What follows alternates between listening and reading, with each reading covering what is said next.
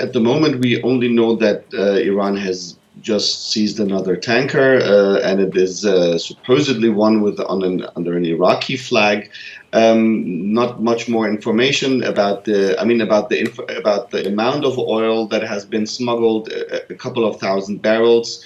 So not that big. It's not a super tanker, but it's yet another incident that is supposed to show that Iran tries to up the pressure in the waters of the Persian Gulf. Well, indeed, that's really the question I suppose I'm getting to here is what is Iran's strategy behind this?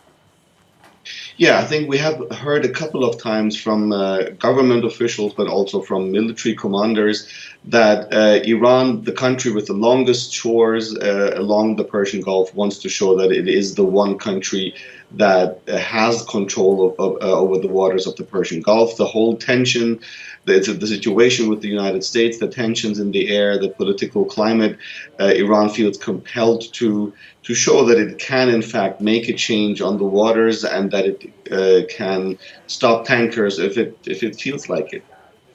And does it essentially think that the US sanctions could be relaxed? I believe the strategy here really is to show what the costs of this sanctions regime what the costs are, and what trying to turn Iran's oil exports down to zero has as a consequence. And Iran has said repeatedly that if its oil exports are stopped, it's going to stop other oil exports in the region as well. But I mean, again, this is about smuggled fuel, so this particular case might also be different from the seizures we have seen before in that respect. And just in the long term, with the positions of Iran and Donald Trump being so incredibly incompatible, how do you see this being resolved, this whole predicament?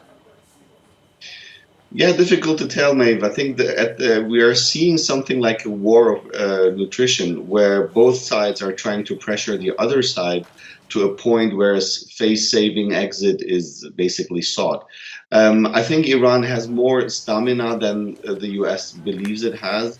At the same time, obviously, Iran wants to seek a solution for the nuclear program with the Europeans. So I think the upcoming weeks will show whether the nuclear agreement can be safeguarded. If that is saved, maybe we see a relaxation of the overall situation. If not, we might, unfortunately, actually see more escalation like the ones that we've seen in the past weeks and months.